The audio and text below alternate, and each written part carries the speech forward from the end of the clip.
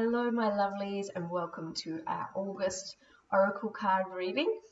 And this month I am using Alana Fairchild's Rumi Oracle card deck. And there's beautiful imagery and, of course, the words of Rumi, which are just such sacred words that we can share in.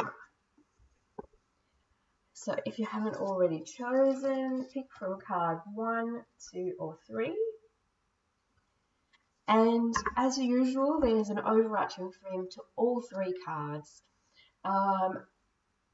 Some of it is around decision making, but overall, the messages are around grace, carrying ourselves with grace as we move through these changes, and also having trust.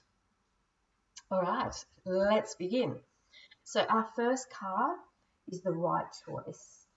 You see this gorgeous angelic figure sort of connecting with higher source light. And the right choice, it's kind of a loaded phrase, isn't it? What might be the right choice for you is different from me and others. Or it might have been the right choice in the past, but is it now?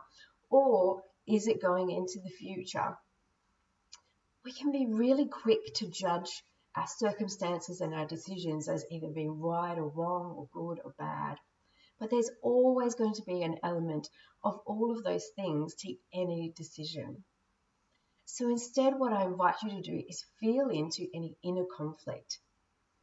With this decision you have at hand, is it something different between your heart and your mind? Are they saying different things?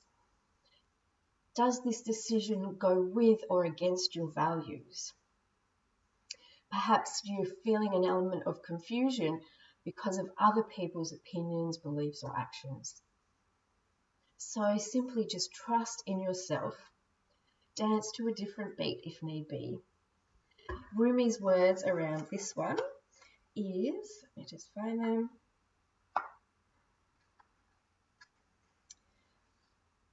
Don't sit and wait by every pot to have your plate filled.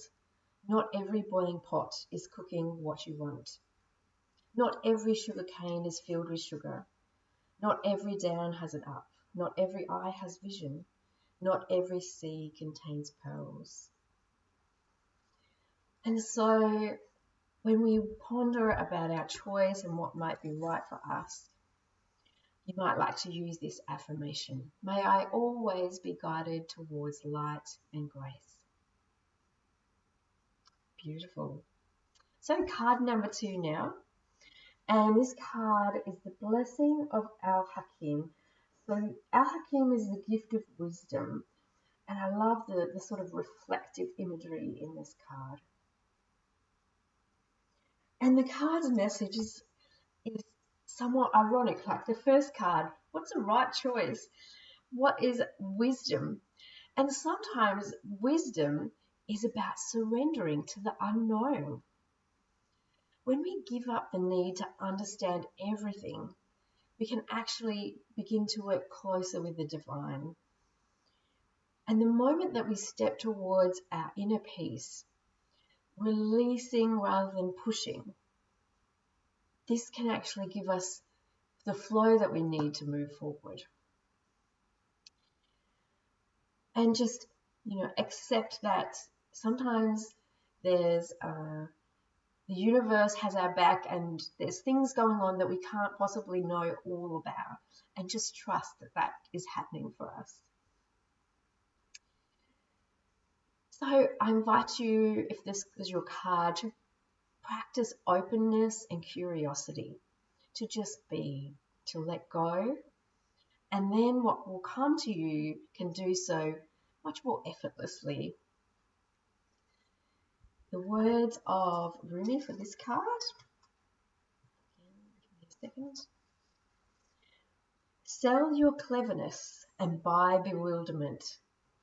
Cleverness is opinion, bewilderment is vision. And so, as well as those words, you might like to use this affirmation. I accept mystery that it may bring wonder and grace to my life. Awesome. So our final card, which all has kind of similar imagery, that we have this you see this circular the circular elements to every card here. And this one is Sacred Convergence. And it kind of flows beautifully on from card number 2, Sacred Convergence. Let me just share the words of Rumi for this one. One hand holding a cup of wine, and the other the curls of the beloved. A dance like this, in the middle of the circle, is what I am looking for. And Sacred Convergence, the last card was around surrendering to the divine and not needing to know everything. Sacred Convergence is also about that need to push forward, but so much so on our own. Okay, the last card was about connecting with the divine, but this one is more about finding our tribe. And I wrote some words around this as well very recently and shared that around.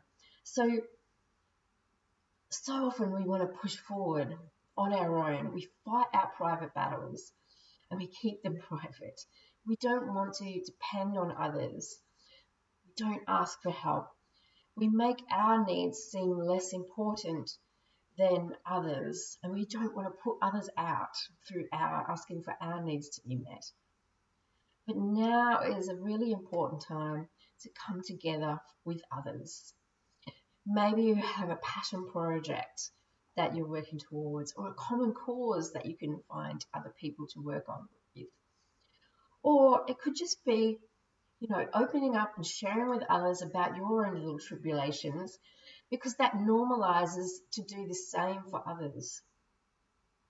It creates space for others to do the same, or just, helps them to see that we've all got similar battles that we're working on. And that helps us to build that camaraderie and acceptance around that.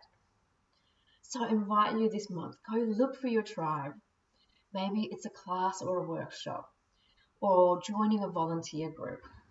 Or it might just be that you happen to visit a beach or a park or a forest and stumble upon some strangers and you open up to them, and because you've met in a place that you all find amazing, that there'll be something that you talk about that lights everybody up. Just go with whatever feels good in that space, that sacred convergence.